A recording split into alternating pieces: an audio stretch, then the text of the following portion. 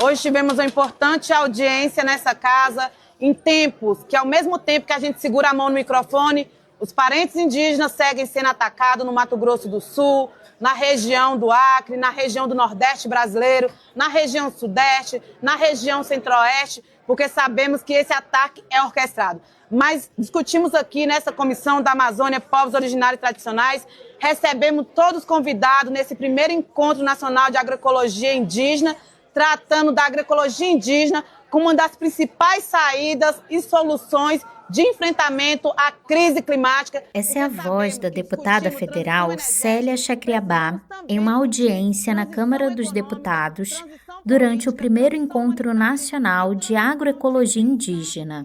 Em novembro de 2024, mais de 50 povos indígenas de todas as regiões do país se reuniram em Brasília.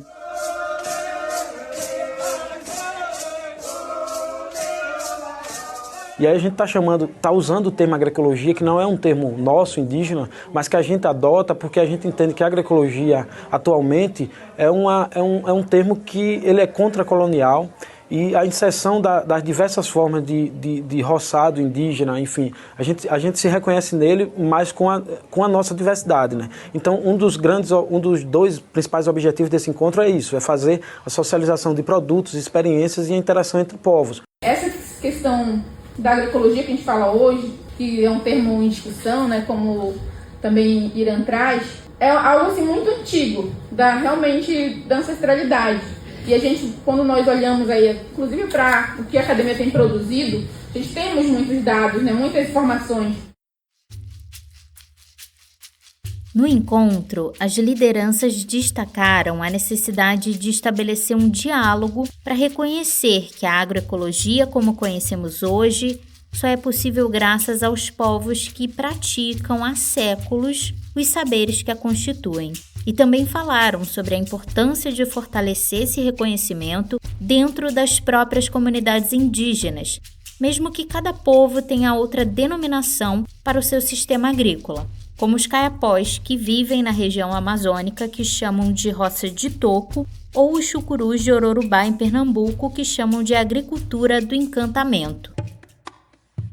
Todos esses saberes e modos de vida tradicionais contribuem de uma forma muito singular para o equilíbrio do clima, como a gente vai entender daqui a pouco. E a agroecologia também tem um papel na luta para mantê-los vivos e valorizados.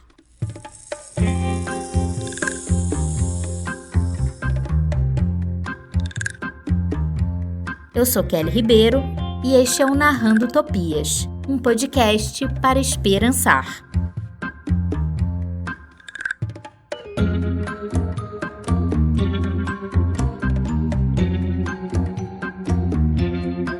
As florestas estão entre os principais reguladores do clima, ao lado dos oceanos e da atmosfera. Isso porque a umidade reciclada nelas é transportada pela atmosfera e se transforma em chuva em outras regiões. Esse é um processo natural de geração de chuvas, mas para que ele aconteça, as florestas nativas precisam estar de pé. E as terras indígenas funcionam como verdadeiras barreiras contra o desmatamento. A ONG MAP Biomas fez um levantamento e mostrou que de 1985 até 2023, quase 40 anos, as terras indígenas perderam só 1% da sua floresta nativa. Já as terras privadas, como as fazendas de criação de gado, de plantação, perderam 28%.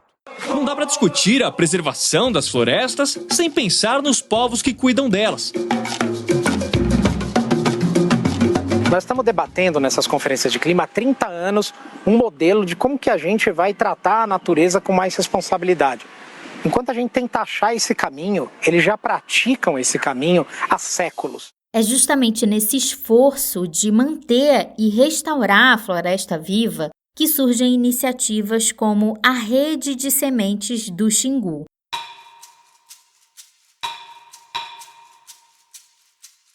A Rede de Sementes do Xingu, ela é uma iniciativa, uma associação que nasceu no ano de 2007 com o objetivo de restaurar as nascentes da bacia do rio Xingu, que na demarcação do território ficou fora da demarcação, né, as nascentes.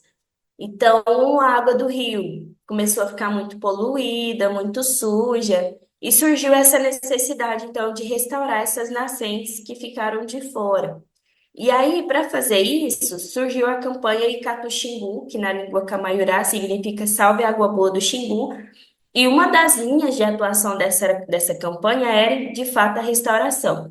E para fazer isso, aqui para Mato Grosso, adentro, as estradas são muito ruins. Hoje, imagine em 2007. A rede de sementes do Xingu nasceu no âmbito da campanha Icatu Xingu do Instituto Socioambiental para recuperar áreas degradadas na bacia do rio Xingu, no Mato Grosso.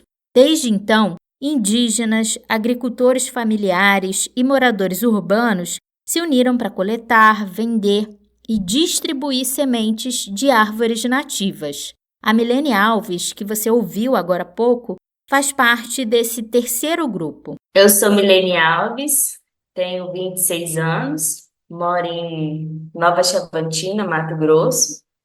Faço parte da Associação Rede de Sementes do Xingu e também do Redário, que é uma articulação de redes de sementes. Sou bióloga, com pós-graduação em Ecologia da Conservação e tenho uma experiência de mais de 10 anos aí no caminho da semente, desde ser coletor a fazer gestão do grupo de coleta e armazenamento também das sementes coletadas pelos coletores. A Milene conheceu a rede ainda na adolescência e conta que esse encontro foi responsável por uma mudança muito significativa na vida dela e da família. A minha trajetória, ela tem uma guinada, assim, uma virada incrível na minha adolescência, quando a gente conhece a rede de sementes do Xingu, ali com os meus 13 anos. A gente tinha uma vida que eu digo muito difícil, né? Na época da minha adolescência, eu lembro muito bem, muitas dificuldades financeiras. Minha mãe sempre foi mãe solo, era ela e eu e mais 2 irmãos. E a gente sobrevivia com um salário mínimo somente na época, que era muito pouco, né? E aí a gente começou a participar da coleta e a ter essa renda extra que mudou totalmente a nossa vida, né? O trabalho com as sementes trouxe estabilidade financeira, mas não só isso. Abriu novos horizontes sobre as pessoas com quem ela passou a conviver por conta da coleta, sobre a cidade onde ela mora e até sobre a natureza. E depois que eu comecei a trabalhar com as sementes, eu descobri que a maior riqueza eu tenho no meu quintal.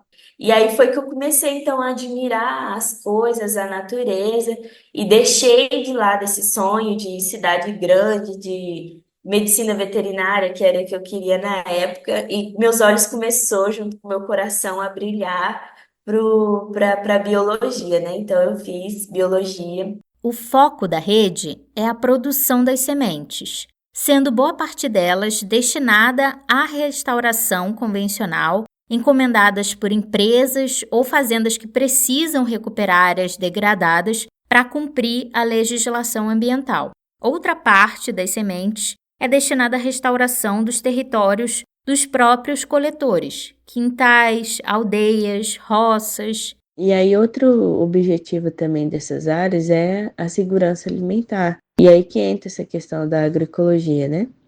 Dos SAFs. Porque além das espécies que eles vão coletar futuramente para ter as sementes, introduz-se outras espécies que eles vão servir, que vai servir de alimento para eles. E aí é um plantio que normalmente ele não vai ser a lanço assim total, ele vai ser no formato de linhas, né? Igual tem aqui na propriedade de seu Mariozan, é feito em linhas, muitas das vezes em coveta, alternado com um feijão guandu, uma mandioca, um abacaxi, banana, né? Segundo a Milene, esse modelo, baseado na agroecologia e nos sistemas agroflorestais, as chamadas SAFs, é comum em muitas aldeias, justamente para promover a segurança alimentar. Nas áreas de plantio, além das espécies nativas, são cultivadas também plantas como mandioca, feijão guandu, abacaxi e banana.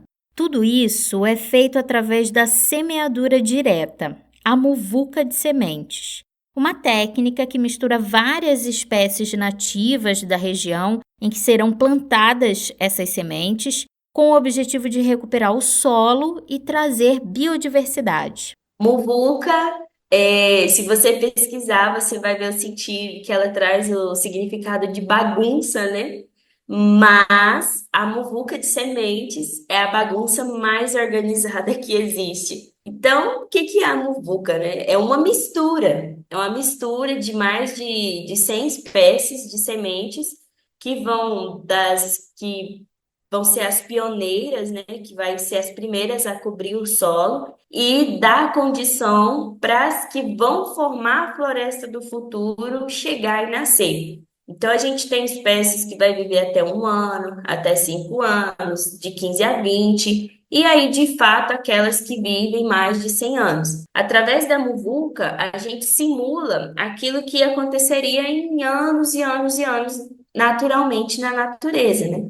Então, é isso que a muvuca faz. Sem falar que também ela tem a cara da natureza. Se você vê uma área de muvuca e uma área de muda, você vai ver que aqui realmente parece com a natureza, é a de muvuca. E a gente usa, tipo, os feijões, né? O feijão de porco, por exemplo, para dar aquela controlada no capim, na braquiária.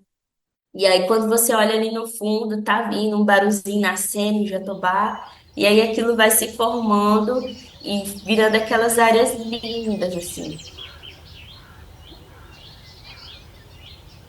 Durante a campanha que deu origem à rede de sementes do Xingu, a frase "a cabeça do Xingu está doente" era repetida como um pedido de socorro. O desmatamento, puxado pelo avanço das monoculturas, estava destruindo a floresta. A água, que antes corria limpa, virou um rio barrento. Os peixes começaram a morrer, algumas espécies simplesmente desapareceram.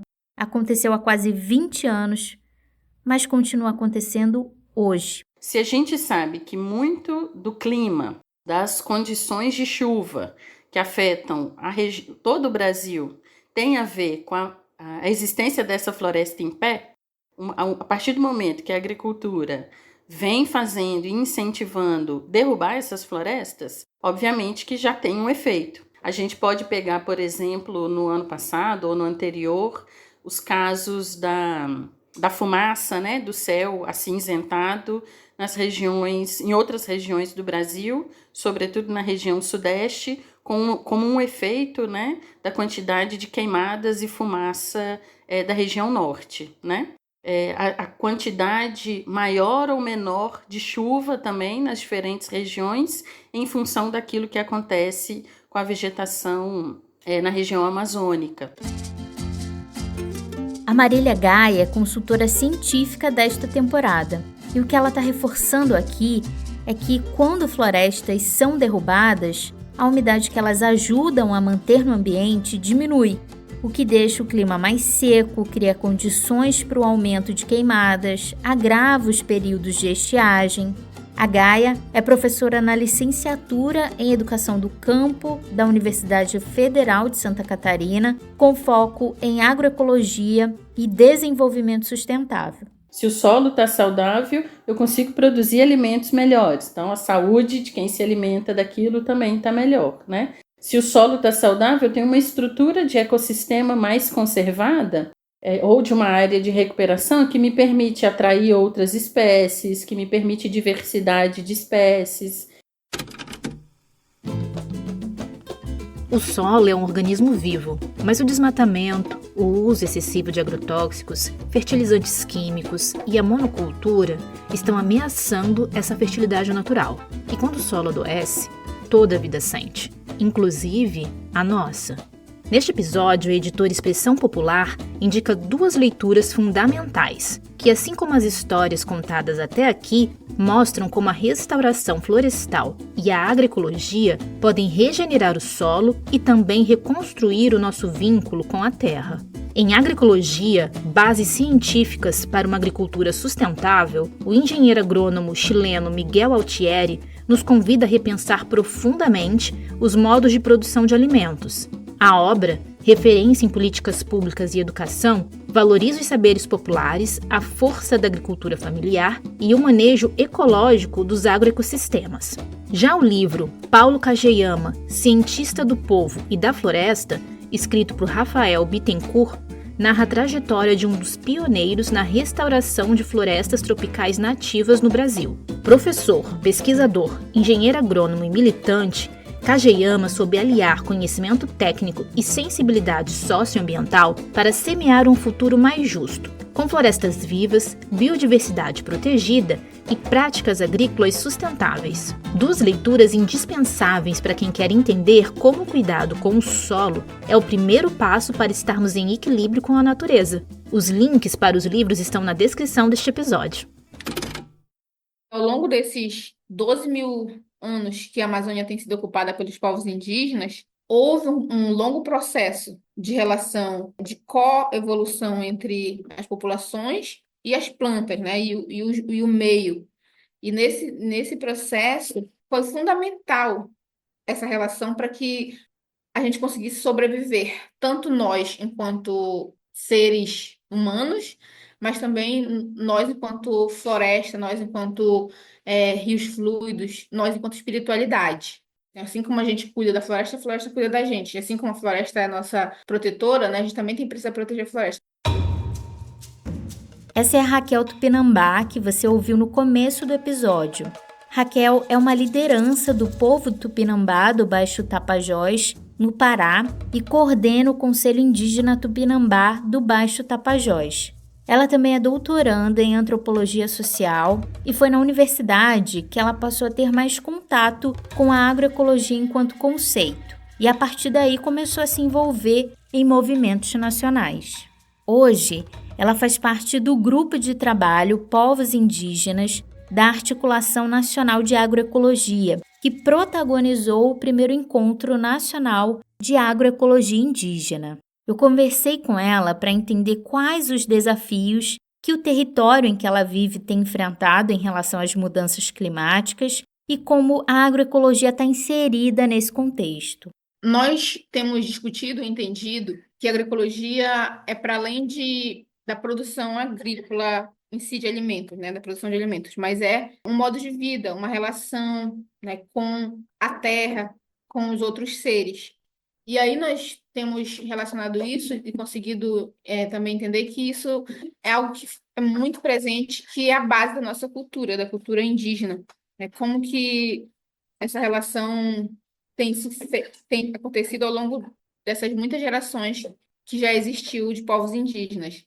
Então, nós entendemos que a agroecologia ela é pautada, claro, na produção de alimentos, mas também no cuidado com a terra e essa relação da espiritualidade, que é forte nas nossas cosmologias, né? Por isso a gente entendeu que faz sentido esse conceito, né? Estar também sendo usado por nós, porque para nós é isso, assim, a saúde dos nossos corpos e do nosso corpo-território depende desses cuidados, né? Desse equilíbrio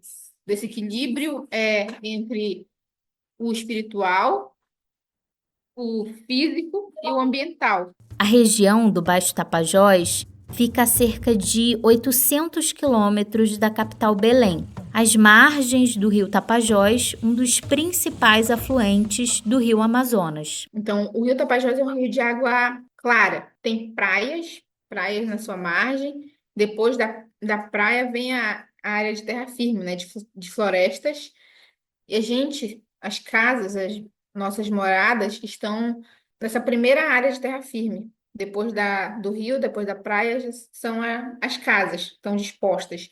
Hoje nós somos 28 aldeias, né, um território aí, de cerca de 300 mil hectares. Essa região também não escapa da exploração desenfreada dos recursos naturais, do avanço do agronegócio e, claro, das consequências das mudanças no clima.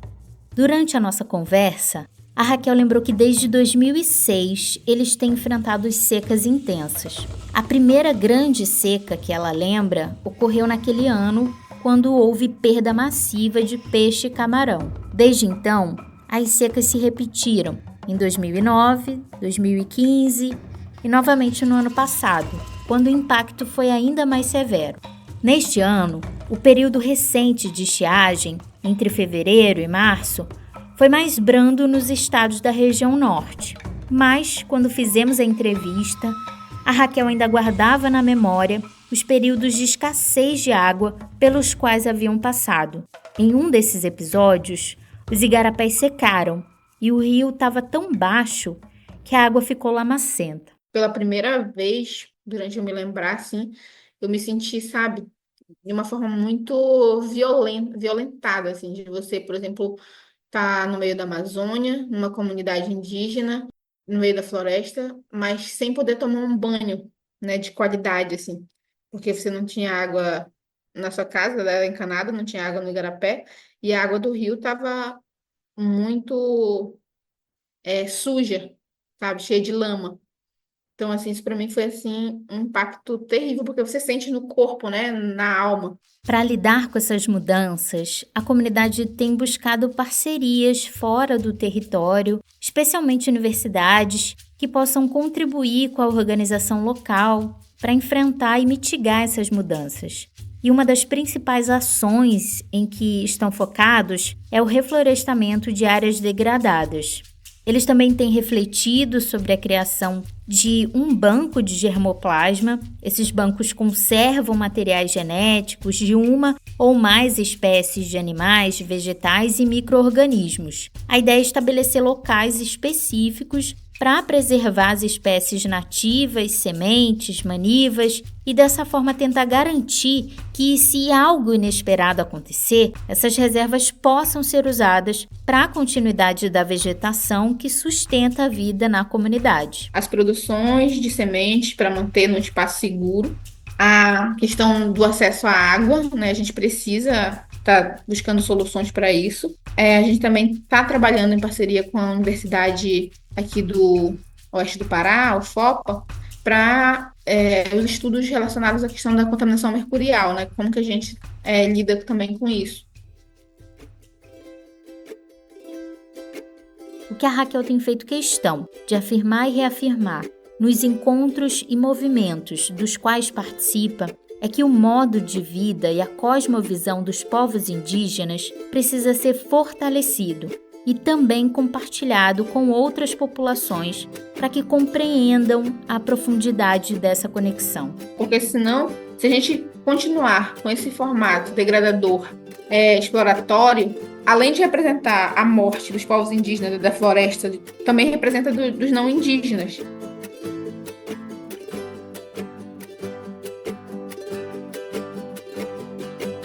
Quando a gente pensa a importância da demarcação dos territórios indígenas, é pela própria proteção daquele ambiente. E ao proteger o ambiente, protege o solo e mexe com todas as condições não só naquele local, como no redor, né, naquele ambiente.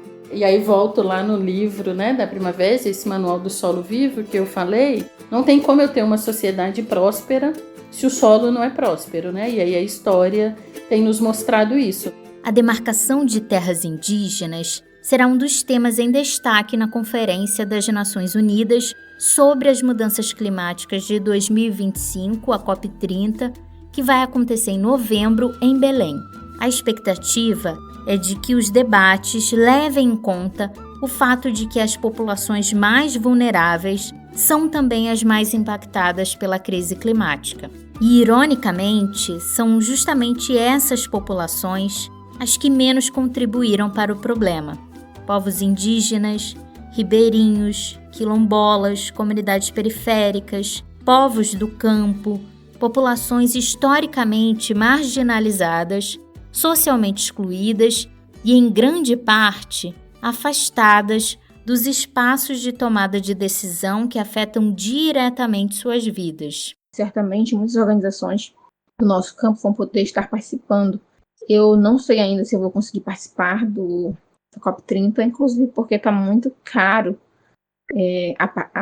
as passagens, a hospedagem, as condições para estar participando ficou muito caro e isso está excluindo as pessoas de movimento social. mas as nossas principais discussões para ser pautado é a preservação das florestas, a conservação das florestas, dos rios limpos. Então, os mega empreendimentos que são pensados para a Amazônia, que impactam diretamente a temperatura, sejam eles empreendimentos como ferrogrão, hidrovias, mas também o próprio petróleo, né, que é um dos grandes emissores de gás de efeito estufa. Então, nós somos contra projetos, essas explorações que poluem, que destrói o meio ambiente e as nossas vidas nos territórios. Quando o assunto é mudança climática, é comum que um certo derrotismo domine as conversas. É aquela velha história. É mais fácil imaginar o fim do mundo do que imaginar o fim do capitalismo. E no fim das contas, talvez seja mesmo. Mas se tem alguém que está todos os dias reimaginando o mundo, o futuro, são as populações das margens, das periferias e das florestas. Porque para elas, a imaginação não é só um exercício, é uma prática de sobrevivência. E a gente só constrói aquilo que a gente é capaz de imaginar. Nós entendemos que a nossa luta é uma luta pela vida, porque nós só vamos continuar existindo se a gente tiver o território vivo, as florestas vivas, os rios fluidos. Então, quando a gente tem, né, o nosso território destruído, nossos rios poluídos, a nossa vida está sob risco. Então, a nossa luta, né, em defesa do território, em defesa desse bem viver, é em defesa das nossas vidas também, nossa e das futuras gerações. No próximo episódio de Narrando Utopias... Eu sou a 7ª, eu tenho um irmãozinho mais novo, mas eu sou a 7ª dessa galera. Se não fosse a educação do campo, eu jamais teria conseguido. E ouso até dizer que nem sei se eu conseguiria ter me formado em alguma graduação, porque a minha condição financeira com a minha família era muito, muito difícil. Porque ingressar na universidade pública é um desafio gigantesco, com certeza seria para mim, mas quem sabe eu conseguiria. Mas me manter seria impossível.